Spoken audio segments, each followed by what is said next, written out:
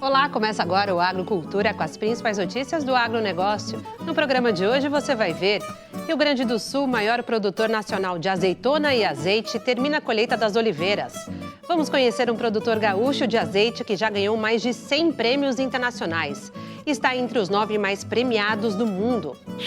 Em São Paulo, filosofia japonesa utilizada para a produção de alimentos naturais orienta uma granja de frangos e ovos orgânicos. O diferencial tornou a marca presente nos grandes supermercados, uma das mais conhecidas do consumidor. Vamos mostrar os efeitos do clima nas regiões produtoras. O tempo favoreceu lavouras do norte e nordeste. Rondônia aumentou a produção de cacau. E Roraima, que segue o calendário do hemisfério norte, com terras acima do Equador, já começou o plantio da soja. E ainda, a previsão do tempo para o campo em todo o país? O Agrocultura está começando.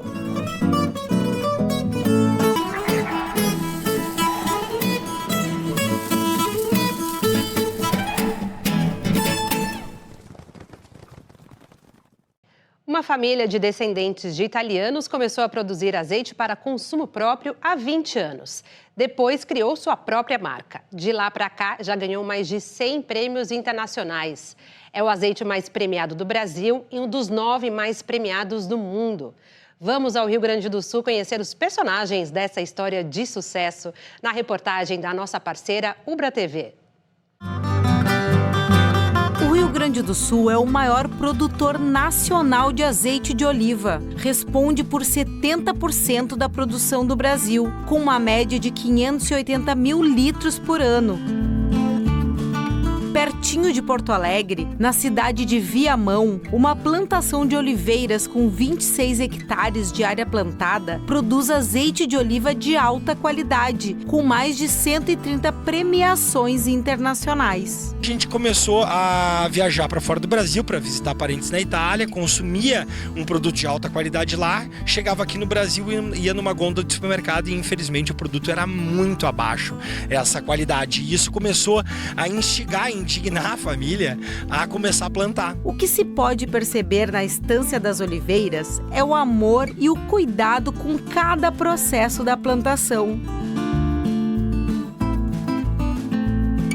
O azeite de oliva, consumido na quantidade certa, traz muitos benefícios à saúde. A gente tem uma característica, a gente chama dos biofenóis, né? Um termo que o pessoal usava antigamente como polifenol. O polifenol ele está associado aos antioxidantes que essa gordura tem, que são produtos comprovadamente, né, cientificamente comprovados que fazem bem à nossa saúde, combatendo radicais livres, combatendo colesterol, combatendo doenças cardiovasculares, combatendo envelhecimento celular, entre outras coisas. Após a colheita, que começa a ser realizada início de fevereiro e vai até o final de março, as olivas vêm para cá, para o local chamado lagar, onde o azeite é extraído, armazenado, engarrafado, rotulado e daqui vai direto para venda. Deste local, saem em média 8 mil litros de azeite de oliva de alta qualidade. Antes de entrar no lagar, é preciso ficar atento aos mínimos detalhes. A oliva precisa estar até 22 graus de temperatura. Como a colheita é feita no verão, se estiverem acima dessa temperatura, o espaço possui uma câmara fria para armazená-las até resfriarem. Depois começa todo o processo de trituração da fruta, onde até o caroço é aproveitado. O óleo extraído é filtrado e está pronto e armazenado. Agora é só engarrafar e rotular. E o André ainda dá umas dicas de como conservar melhor o azeite. O azeite de oliva tem 3 coisas que ele não gosta, tá? São luminosidade, temperatura e oxigênio.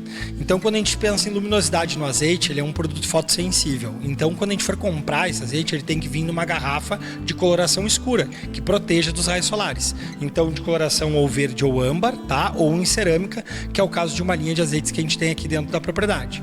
Fora isso, a gente também tem a questão da temperatura. Onde é que eu devo botar o azeite, ou que temperatura que eu devo acondicionar esse produto? Entre 15 a 18 graus. Então, nem é dentro da geladeira, na casa das pessoas, e nem é do lado do fogão, porque ali a gente tem amplitude térmica, né, de aquecimento. Então é dentro de uma prateleira, mais fresquinha que tu tiver na tua cozinha. E uma outra característica é a questão do oxigênio. Onde é que o oxigênio entra? Entre o começo do azeite e a tampa da garrafa, a gente tem essa área aqui que está coberta, teoricamente, por oxigênio.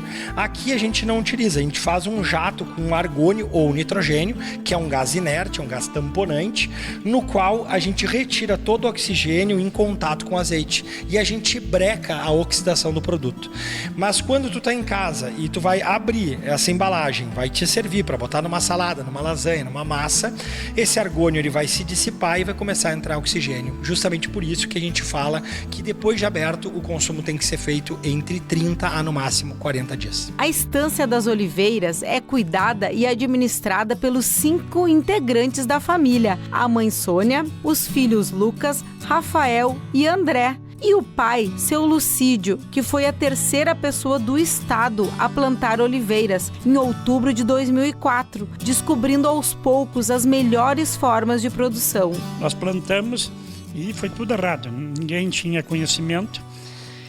Nós descobrimos a partir de viagens, tá? Que na Europa, o sul da Europa e o norte da África, a terra é calcária, ou seja, a acidez do solo lá é entre 7 e 8. Então aquele mundaréu de pedra lá, de cascalho, libera minerais para as plantas conseguem comer. Aqui nós com 4,5, 5,2 tem alimento no solo, mas a planta não consegue comer. Então a partir do momento que nós descobrimos isso e corrigimos o solo e adubamos e fizemos um trabalho medonho, rompendo raiz e fazendo horrores, nós conseguimos descobrir uma série de, digamos assim, de situações que nós não conhecíamos e estávamos perdendo tempo. Deu certo, aí a árvore no Brasil cresce o dobro do que na Europa. O espaçamento que nós temos que plantar aqui é bem maior do que lá, porque senão não vai passar nem cavalo, e tratar então as oliveiras é impossível. E nós tivemos que arrancar mais de 800 árvores para criar espaço, criar situações, digamos, de trato cultural que é obrigado. E foi um aprendizado, são 20 anos já de cancha nisso aí. E é claro que eu não deixaria de fazer a degustação desse azeite, que tem aromas de grama cortada, tomate, rúcula e banana. Muito bom! E vai aí uma receita simples, mas que já dá água na boca. De tardezinha, quando tu for para casa, já encerrou o trabalho, não tem mais nada de fazer. Pega um pão, eu normalmente pego um pão desse tipo colonial, corto, fatia longa, não pequena, boto numa torradeira para dar uma aquecidinha, o azeite mostra tudo de bom a 28 graus. Então deixa aquecer para isso, boto uma flor de sal do Himalaia, um sal bom, uma camada generosa de azeite, corto, preparo, cálice de vinho, sento, ergo os pés e fecho para balanço. Tá? É a melhor coisa que tem para de tardezinha.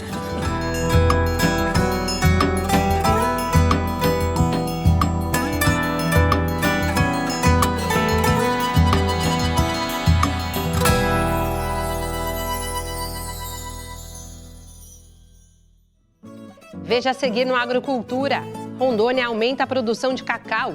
Com as lavouras localizadas no hemisfério norte, acima do Equador, Roraima já começou o plantio da nova safra de soja. Nós voltamos já.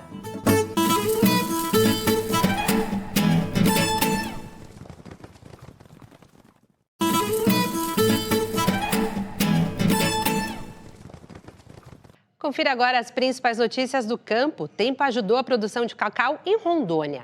Veja os efeitos do clima nas lavouras pelo país. Aqui em Rondônia, apesar das intensas chuvas do mês de março, não houve prejuízos nas lavouras. O mês de março foi marcado por muitas chuvas e em algumas regiões do interior do estado de Rondônia, o período chuvoso favoreceu a agricultura. Em Rondônia, inicia a colheita de cacau com expectativa de aumento na safra.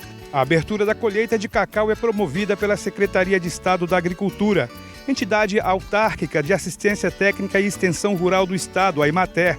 A expectativa para esse ano é de um aumento expressivo na safra e traz boas perspectivas para o setor, tanto em termos de geração de renda quanto de desenvolvimento sustentável. De acordo com a SEAGRE, existe uma previsão de crescimento de 34% na safra de 2024 em relação a 2023, com a produção passando de 5.069 toneladas para 6.800 toneladas, conforme dados do IBGE de 2023. Veja agora os efeitos do clima em Roraima, com a repórter Angélica Santiago. Pois é, Haroldo, em Roraima, o produtor rural está em tempo favorável e autorizado a realizar a semeadura e o plantio da soja, depois que encerrou o vazio sanitário que aconteceu em março. A plantação pode ser feita até o dia 26 de junho deste ano. O vazio sanitário para a cultura da soja é o período no qual é proibido cultivar ou implantar cultivos de soja, bem como manter ou permitir a presença de plantas vivas em qualquer fase de desenvolvimento. Segundo a empresa brasileira de pesquisa agropecuária, é uma estratégia agrícola utilizada para quebrar o ciclo do fungo causador da praga ferrugem asiática. O principal dano dessa praga é a desfolha precoce, impedindo a completa formação dos grãos, com consequente redução da produtividade. Roraima espera chegar a mais de 150 mil hectares de soja plantada, ultrapassando os 200 mil, quando inclui o plantio de arroz, feijão e milho na mesma conta. Veja agora como foram os efeitos do clima no Pará com a repórter Rayana Serrão. Pois é, Angélica, aqui no Pará o mês de março foi marcado por chuvas intensas e a entre-safra do açaí. O fruto é conhecido como ouro preto da Amazônia e movimenta cerca de 2 bilhões de reais em vendas anuais no país, de acordo com a Federação das Indústrias do Estado do Pará. A entre-safra do açaí no estado impõe desafios tanto para os produtores quanto para os consumidores, com preços elevados devido à escassez da fruta. Nos primeiros meses do ano, quando ocorre o chamado inverno amazônico, a produção do açaí diminui consideravelmente pela mudança climática. As chuvas intensas e a menor incidência de luz solar durante esse período reduzem a quantidade e a qualidade dos frutos, resultando em uma oferta limitada no mercado. Agora, a expectativa dos produtores paraenses é para a chegada da safra do produto, que deve ocorrer em julho. Veja agora os efeitos do clima em Sergipe, com a repórter Selma Souza. Pois é, Rayana, aqui em Sergipe, chuvas intensas e ondas de calor trouxeram impactos para alguns produtos que costumam estar na mesa da população. O tomate, por exemplo, está mais caro, justamente por conta da instabilidade climática que afetou as regiões produtoras e causou transtornos na maturação do fruto. Além disso, os ventos mais fortes que atingiram o estado também comprometeram principalmente a produção da banana nanica. Nos últimos 3 anos, a produção oficial de banana girou em torno de 28 a 30 mil toneladas de banana vendidas em cacho. E em Sergipe, a previsão para a produção de laranja esse ano é de pouco mais de 368 mil toneladas, um pouco mais abaixo da produção de 2023, que ficou acima de 381 mil toneladas. Veja agora os efeitos do clima em Minas Gerais com o repórter Henrique Silva. Então, Selma, aqui em Minas Gerais, os volumes de chuva ficaram entre 60 e 150 milímetros. Em relação à umidade do solo, ela ficou entre 30% e 60%. Já em relação às temperaturas, os estados de Minas Gerais, São Paulo e Paraná registraram mínimas entre 17 e 23 graus. Já em relação às máximas temperaturas, elas ficaram entre 27 e 31 graus. Nós vamos falar agora do milho. Em Minas Gerais, a colheita contemplou 28% da área semeada e foi beneficiada pela redução das chuvas e da umidade no estado durante o mês de março em relação a fevereiro. Quanto à segunda safra do milho, o último levantamento da Conab indica que a semeadura se encaminha agora para o final, com as operações concluídas em 96,8%. Os estados mais atrasados em relação ao mesmo período na safra 2022 e 2023 são Piauí e Minas Gerais. Veja agora a previsão do tempo para o campo com Estael Cias da Metsul, Meteorologia de São Leopoldo, no Rio Grande do Sul, especialmente para o Agrocultura. Olá, você que nos acompanha nesta edição do Agrocultura. Temos 2 alertas importantes para fazer. Primeiro, Centro-Oeste e Sudeste terão uma massa de ar muito quente com projeção de temperatura acima da média, uma massa de ar quente se instala, um bloqueio atmosférico que dificulta a chuva, vai propiciar temperatura muito acima da média do normal, 10, 15 graus acima do normal em alguns pontos dessas áreas. Áreas produtoras terão, então, escassez de chuva e calor, temperatura muito acima da média. Por outro lado, o sul do Brasil volta a ter excesso de precipitação e risco de enchente. Esse cenário se assemelha ao que aconteceu nos meses de setembro e novembro, em que o bloqueio atmosférico provocou chuva, temperatura muito acima da média no centro do país, ao passo que o sul teve situações de muita chuva e risco de enchentes. Isso volta a acontecer. E a gente olhando o campo de vento nos baixos níveis da atmosfera, a gente vê essa corrente de vento trazendo ar quente e umidade da região amazônica na direção do sul do continente, entre Rio Grande do Sul, Argentina, Paraguai e Uruguai, região que forma os fenômenos atmosféricos e nesses próximos dias irá produzir nuvens de grande desenvolvimento vertical com elevado risco de chuva forte e torrencial, com risco de alagamentos, inundações repentinas e a continuidade deste cenário de instabilidade, ao menos até o dia 3 de maio, traz um risco de volumes excepcionais de chuva, com risco de queda de barreiras, estradas intransitáveis, a lavoura fica difícil entrar com maquinário na lavoura e também com risco de enchentes em rios importantes do sul do Brasil. O que os modelos projetam nesses próximos dias é que Santa Catarina e Rio Grande do Sul podem ter acumulados na faixa de 100 a 200 milímetros em muitas cidades, e essas áreas em marrom mais escuro, 200 até 300 milímetros em alguns pontos. Isso corresponde a praticamente 2 vezes a média histórica normal, esperado, de chuva para diversos municípios gaúchos, em parte especialmente do sul de Santa Catarina. O norte do Paraná segue com escassez de chuva, com temperatura acima da média, o centro-oeste e o sudeste praticamente sem chuva, a não ser o norte de Mato Grosso, e a região do Mato Piba tem algumas pancadas de chuva, uma certa irregularidade, mas chove nesse período. O norte, o setor norte do Nordeste e também a região norte do Brasil seguirão com instabilidade frequente, condição típica desta época do ano. E veja a seguir no Agrocultura. A filosofia japonesa orienta a produção de uma granja orgânica em São Paulo, que é sucesso de mercado. Nós voltamos já.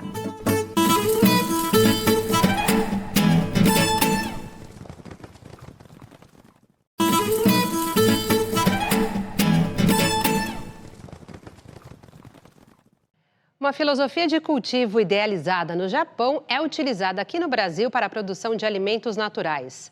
O repórter Bruno Faustino foi até o interior de São Paulo mostrar como ela é praticada. Para contar essa história, a gente precisa voltar no tempo. Essas são imagens raras de um Japão bem diferente do que conhecemos hoje em dia. Esta é a Tóquio do início do século XX. Foi nesta época que viveu Mokichi Okada, criador da chamada agricultura natural. Essencialmente, ele dizia assim, que a agricultura e a produção de alimentos, ela tem que ser feita em acordo com os princípios e as funções da natureza. E sempre quando a gente vai contra esses princípios e funções da natureza, existem consequências. E essas consequências são nocivas à nossa saúde. E a saúde, do ponto de vista de Mokichi Okada, não é só uma saúde física, é a sua saúde, é a integralidade do ser humano, quer dizer, também levando em consideração que o ser humano tem uma dimensão espiritual, e ele dizia que essa saúde do espírito é que promove a saúde do corpo, e que para promover a saúde, essa saúde integral, espírito e matéria, é necessário alimentação a partir de alimentos que foram produzidos dentro desses princípios da natureza. Mas o que os ensinamentos de Mokichi Okada têm a ver com o agro brasileiro, hein? Tudo! Essa fazenda, instalada em Ipeúna, no interior de São Paulo, produz e também processa alimentos naturais e orgânicos. Nós fomos pioneiros numa série de condições, quer dizer, uma produção isenta de uso de antibióticos, promotores de crescimento, quimioterápicos, anticoccidianos. Fomos a primeira empresa no Brasil e provavelmente no mundo a produzir dessa forma, dentro de uma escala, digamos, industrial. Principais produtos, o frango e os ovos, mas nós também produzimos em parceria com outros produtores, com outras empresas, produzimos peixes, produzimos o mel, produzimos cereais, né? Temos a parceria com os produtores de grãos que fornecem os grãos para as nossas produções de frango e ovos. Enfim, a gente tem uma carteira, tem um número de quase mais de 300 itens, né, que são comercializados. O bem-estar animal está na essência da agricultura natural. O bem-estar é uma relação íntima associada ao funcionamento do sistema imune, né, da capacidade dos animais de responderem adequadamente às doenças, por exemplo, né? Precisa de um sistema forte, de um sistema que a gente chama de um sistema equilibrado, um sistema imunológico, né?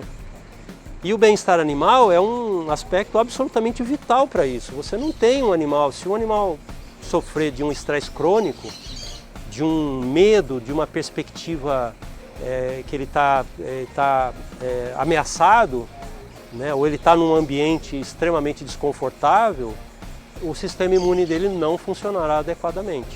A produção brasileira de ovos segue os métodos convencionais em quase sua totalidade. É o que estima o setor. Apenas 0,5% cria galinhas livres, conhecido no mundo como sistema cage-free. No Brasil, ainda não há uma norma para a produção de ovos de galinhas soltas, mas há uma certificação internacional, na qual a empresa foi pioneira. Os animais são seres sencientes, né? A senciência é uma palavra interessante, é uma definição importante, que é compreender que os animais, e não só os animais, mas muitos seres são dotados de senciência, que é uma compreensão do que acontece. Expressam sentimentos de medo, de amizade, de alegria, de tristeza, né? Os animais são dotados dessa complexidade emocional. E quando eles convivem num ambiente adequado, eles se relacionam, estabelecem amizades. E essas amizades fortalecem individualmente, quer dizer, né? E fortalece o sistema imune desses animais. E é nessa perspectiva toda que vai acontecendo esse trabalho, né? Essa compreensão, eu diria, mais integrada, mais holística, mais participativa ou cooperativa entre os animais e nós, seres humanos, na medida que os estamos explorando para finalidades produtivas. Talvez, assim, não perguntamos para a galinha se ela está feliz, mas a sensação que ela transmite, que nos transmite, é a de felicidade. Acho que é por isso que vem essa coisa do ovo feliz, da galinha feliz, né? Acredito que seja um pouco dessa perspectiva, como é que isso é ilustrado para quem está ali observando. A procura por esse tipo de produto, natural ou orgânico, só cresce no país. A cada 1.000 brasileiros, 360 se declaram consumidores de produtos orgânicos no país. Foi o que apontou a pesquisa Panorama de Consumo de Orgânicos no Brasil em 2023.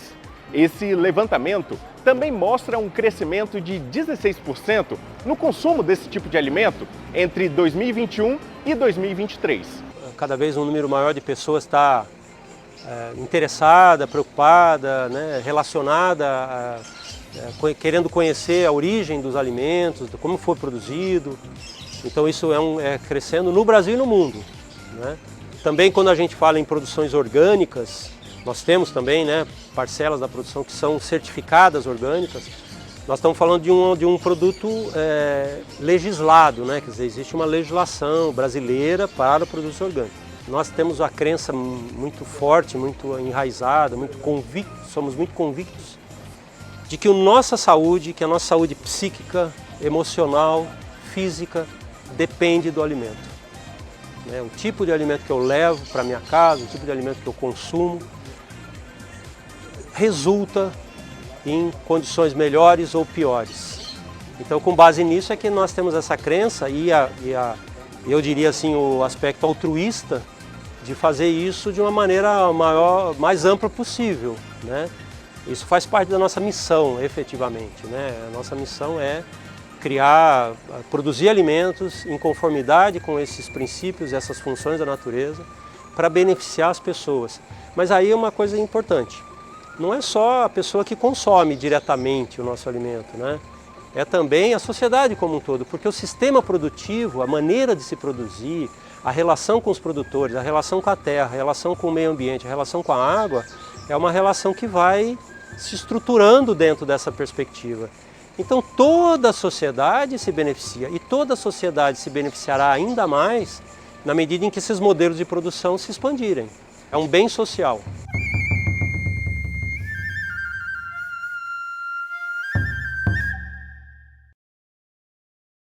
O Agrocultura de hoje termina aqui. Obrigada pela sua companhia e até o próximo domingo às 10 horas da manhã. Uma ótima semana para todos.